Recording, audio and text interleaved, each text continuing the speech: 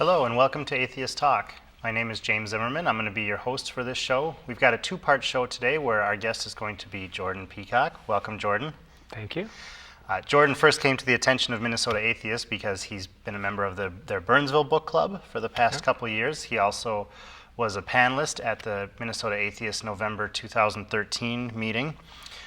The reason why we're having him on the show, though, today is because he's currently studying the philosophy of technology at the European Graduate School, and he runs Nous Machina, which is a consultancy for software solutions and para-academic research. And if you want to read more about what he has to say, besides what you're going to hear about tonight, he's a blogging resident at ribbonfarm.com, and he tells me that you can read more of his half-baked ideas at hewhocutsdown.net. Yeah. All right. So again, welcome. Thank you. So we're going to talk about social technologies. We're going to use the word technology like in a way that most people aren't too familiar with today.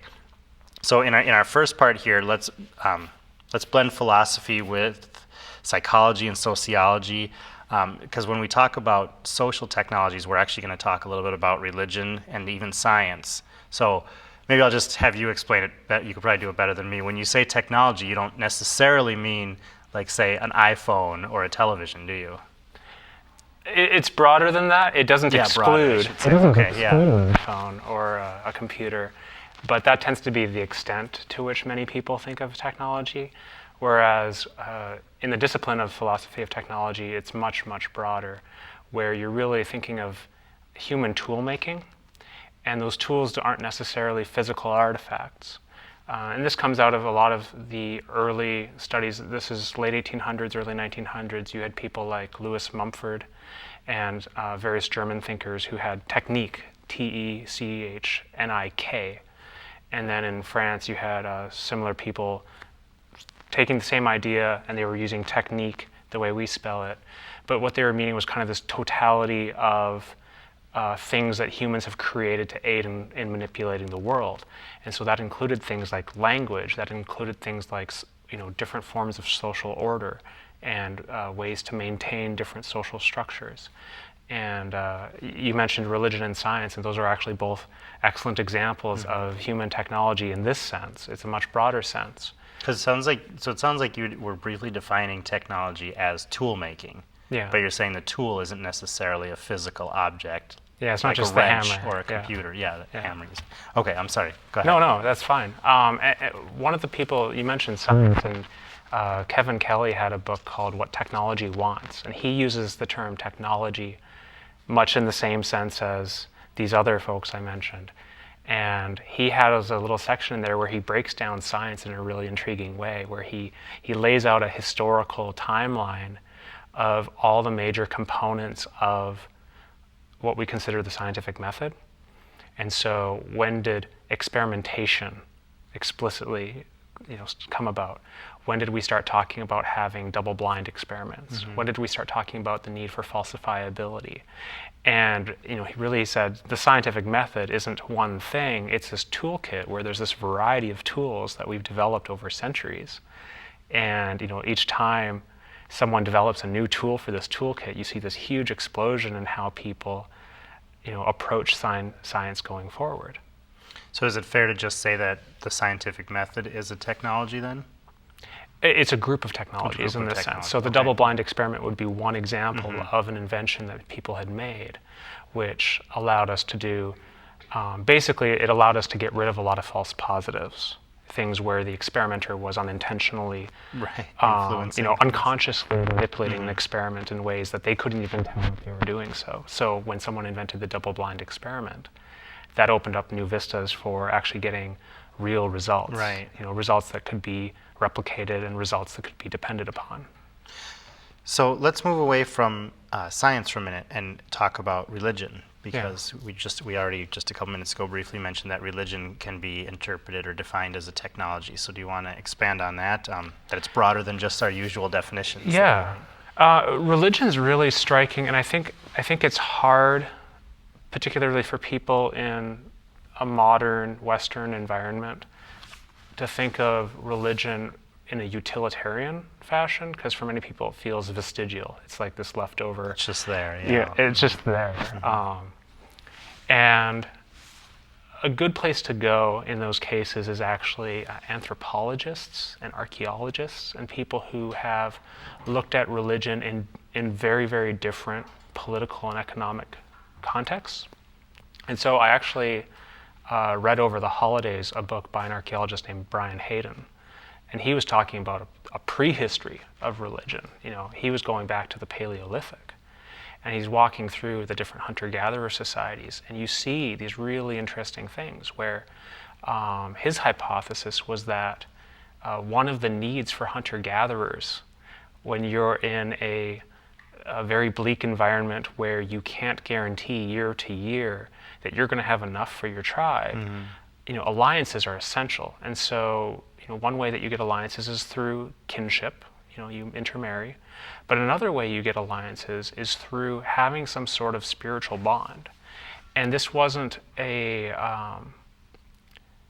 mystical spiritual bond in a non-naturalistic sense. This involved sensory deprivation, starvation, hallucinogenic substances, any combination thereof to induce these shared experiences with non-kin to form alliances that would withstand want. So, in other words, when you needed help from somebody and the caribou haven't come for anybody, can you get help from these people?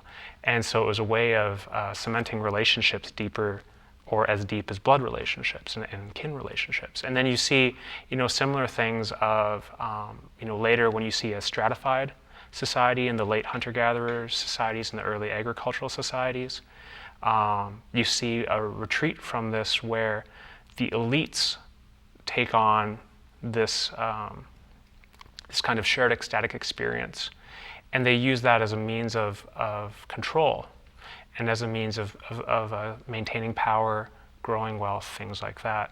And so you see a lot of parallels between, this is why we have the huge monuments from the different civilizations, the huge burial grounds, the pyramids, things like this, where what had been a largely group level bonding experience became a way for elites to solidify their own power. And different civilizations have had to approach, when they've hit their crises mode, they've had to approach questions in new ways. So the breakdown of the Roman Empire is another example of this, where the Roman Empire had a very, you might almost call it liberal approach to religion. It really didn't matter what you believed as long as it fell within the broad purview of not causing the collapse of the state, and as long as you gave lip service to the cult of the emperor, you could basically do whatever you wanted. When you saw the early signs of collapse of the empire, you had a huge need, because you had this influx of people who were entering highly urban areas, and they didn't have any connections to anybody else, and they didn't have their old ways of life. And you saw this huge spike of mystery religions in the Roman era, of which Christianity became one. And for various reasons, Christianity became the one that actually kind of survived the others. And one of the major reasons for that is likely the fact that it had such a high cost of entry. Most of the mystery religions could be kind of affinity groups where you could be a member of 3 of them and none of them would really cost you so much. Social clubs and what have you. Christianity was much, much more demanding of its members, but in a period of imperial decline, having people, again, that you could trust, where you've each, made a costly decision to be shared members of this group, there's more solidarity there. You're able to withstand trouble better. So there are, I would call them almost ecological reasons for why you see a lot of the shifts in religious sentiment throughout the ages. And those aren't necessarily things that can be tied directly to particular dogma or directly to particular forms of belief. I think it has much more to do with, what situations are you responding to? And So go ahead. I was going to say, so you're kind of saying that religion's form is some sort of technology to help people survive or get ahead in the world, but then the religions themselves have to adapt, or they almost change their own technologies within, right, as the years progress? Yeah, yeah. Well, because new situations, Right. you bring a new solution to a problem, and then you get new problems. But one of the most striking things with that ecological approach is you see very, very strong parallel solutions where the details are all different. The actual religious particulars are completely different, but the structures of the religions are the same because they're solving the same problem. And so whether that's the hunter-gatherer tribal religion, which you can still see today amongst, remote hunter-gatherer Yeah. societies, they're solving the same problems that people in the Neolithic were solving. And so their religious forms are almost identical, even though the actual content of them is quite different. Yeah, certainly. Yeah, and you see the same thing with a lot of the rise of the more monolithic, monotheistic Yeah, I was religions going to and ask you things that. So do you see an advantage with monotheisms then as far as the survival bias? I don't have a good explanation for why, but I would Make one say up. that but I would say the historical evidence implies that there is at least one. Yeah. But no, I don't have a good explanation Okay. for that. So when we're talking about these social technologies, then how would you fit atheism into that? See, atheism is a very interesting thing because it's not new. And in fact, one of the best new books on this is Dale McGowan's Voices of Unbelief, where he's bringing, you would think that this is little snippets of people from the last century and a half. No, he goes back millennia.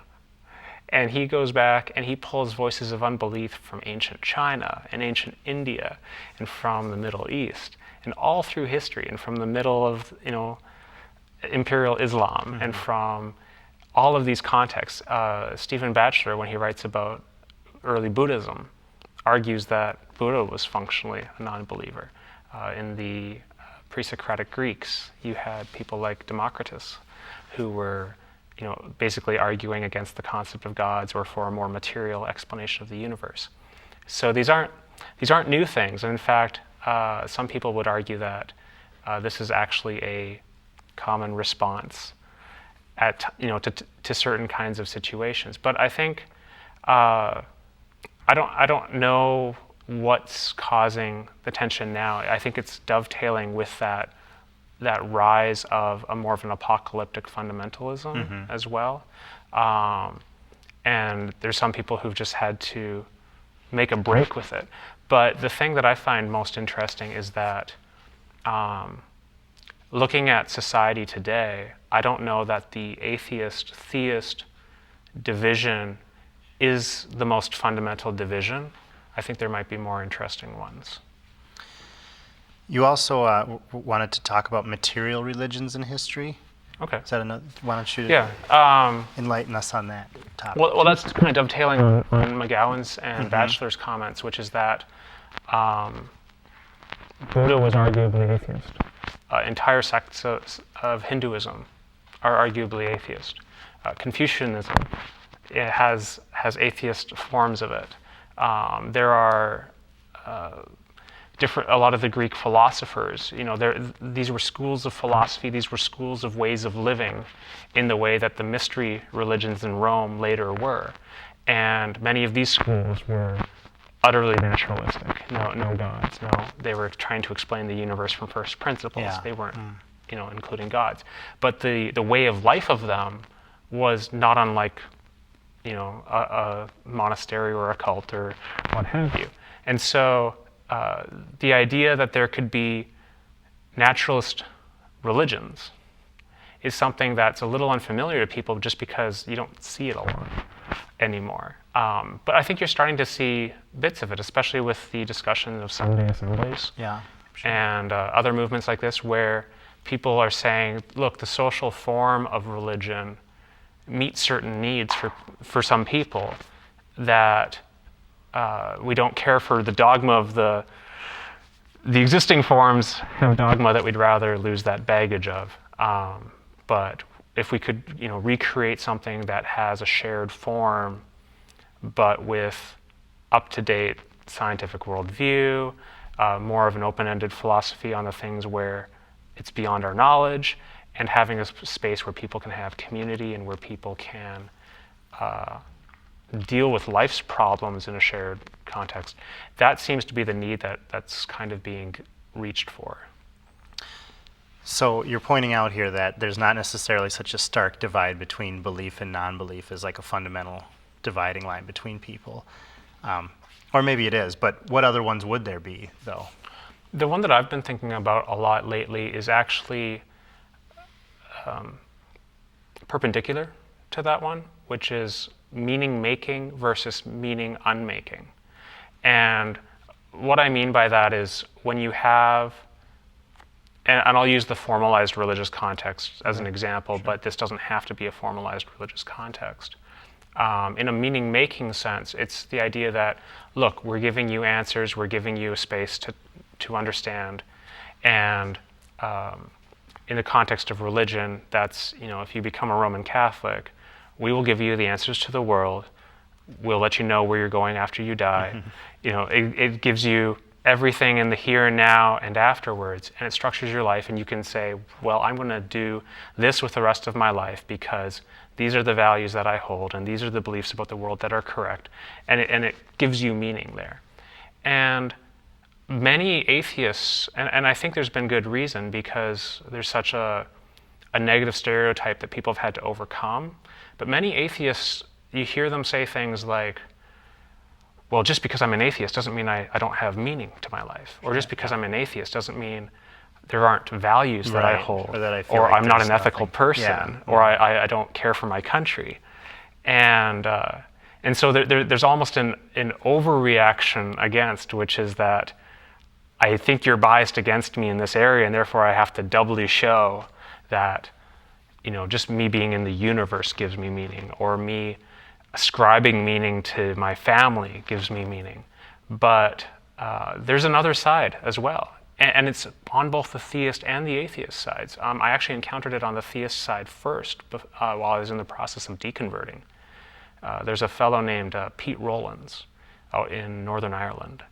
And he used to run a community called Icon, which was actually held in a bar, and it was about 50-50 theist-atheist. Mm-hmm. And most of their services were more of performances, parables, things like that. Oh, okay, yeah. And they would do different projects, like they would give up God for Lent and things like that. And he really treats religion as almost a kind of group psychotherapy, where God is your symptom, and you have to come to terms with this somehow. And so it's kind of dealing with what's the trauma that has you looking to God? Yeah. Can we get at that? And so he's helping to make meaning amongst theists and atheists. He's unmaking their meaning. Oh, this is your example yeah, of unmaking. Yeah. Okay. He is deeply unsettling this because it's like, okay, God's clearly your answer to something that you haven't dealt with yet. And so let's get at that. And in the process, your illusions just get dispelled. Mm-hmm. And the things that you thought were secure just fall away, and you have to actually get real with yourself. And people like William James, he was also a believer, but he was very frank about the limits of that belief. And many times, people find him deeply unsettling in that same way. But on the atheist side, you have that as well. You have people like Thomas Ligotti that we read at the Burnsville Book Club in January.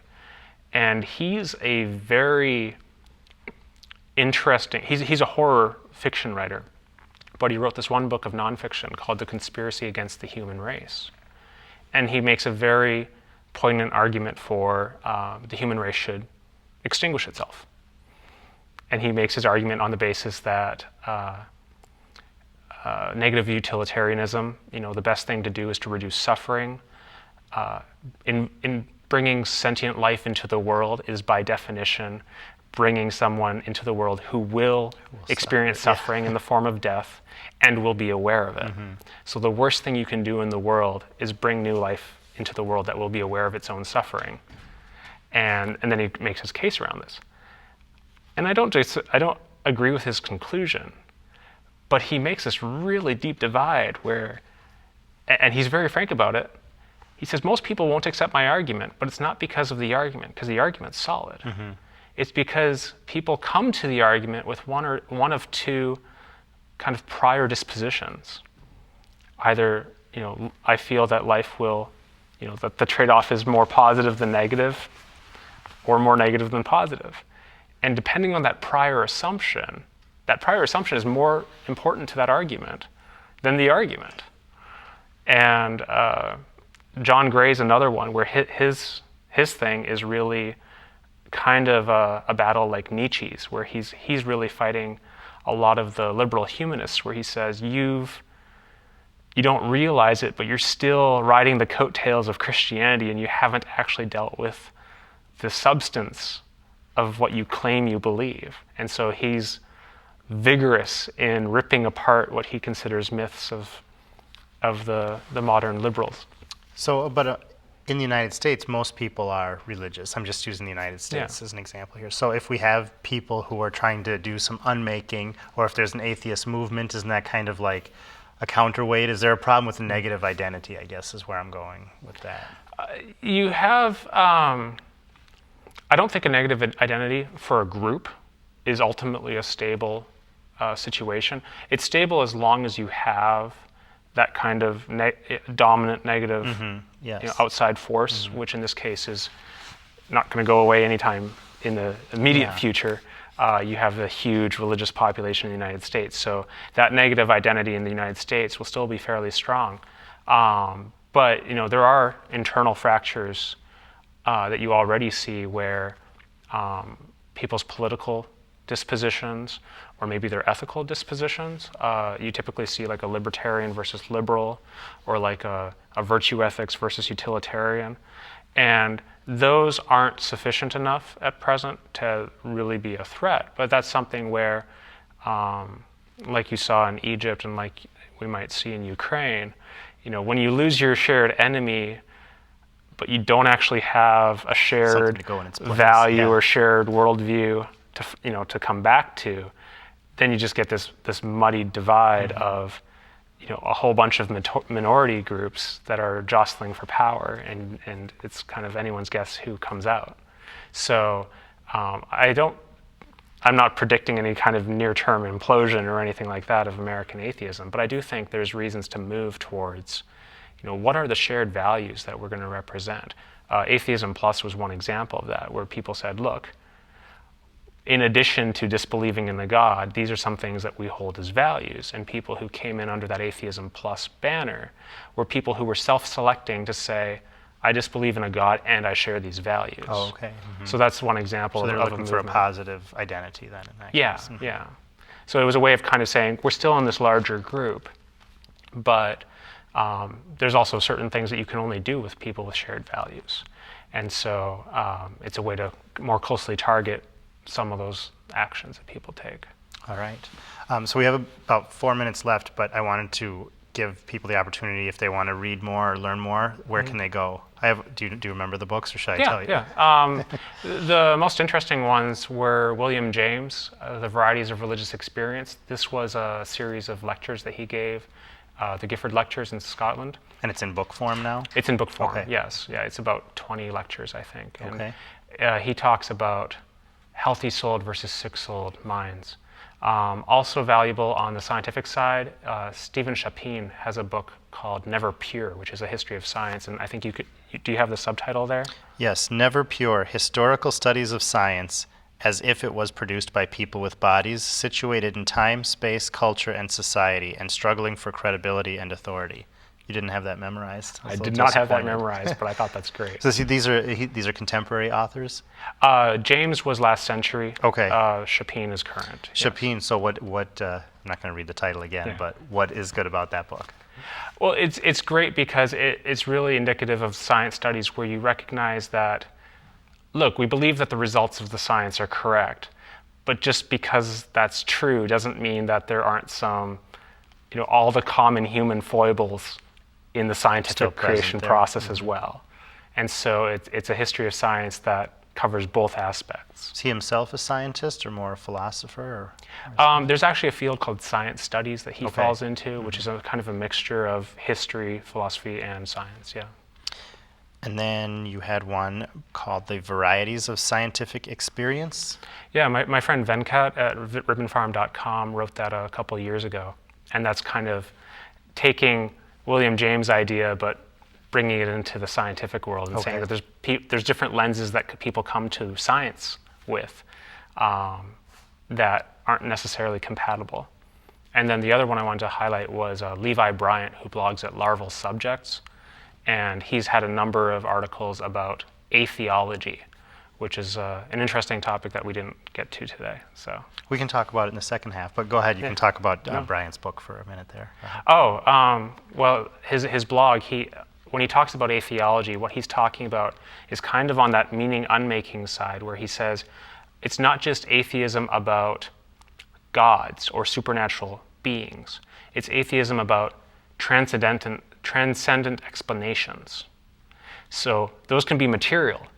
And he's saying that atheology is a rejection of transcendent explanations in toto, material or immaterial. Okay. And so it's a very different thinking process because there's no final arbiter.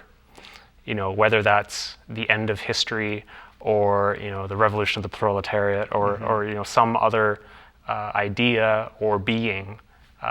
He's saying no, you don't have that. So his is an atheism of immanence. This atheism of you don't have anything finally ultimate to fall back on. So what do you do? How do you live your life? How do you explain things?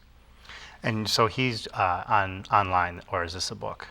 This is his blog. Okay, we'll talk a little about his repeat the book. blog title again. It's called Larval Subjects. Larval Subjects, and I think we are going to put it up on the screen too. I think you have the URL. Yeah. Okay, good.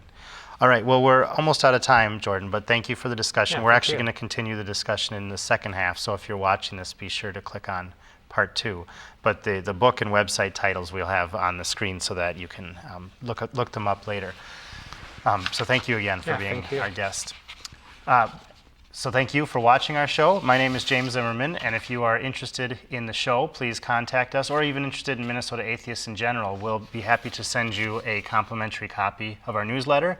This will give you an idea of what's going on in the Twin Cities, different atheist events, meetups that you can join into, and even just different ideas. Book reviews are all in here. Because if you're interested in us, we're interested in you. So thank you for your time.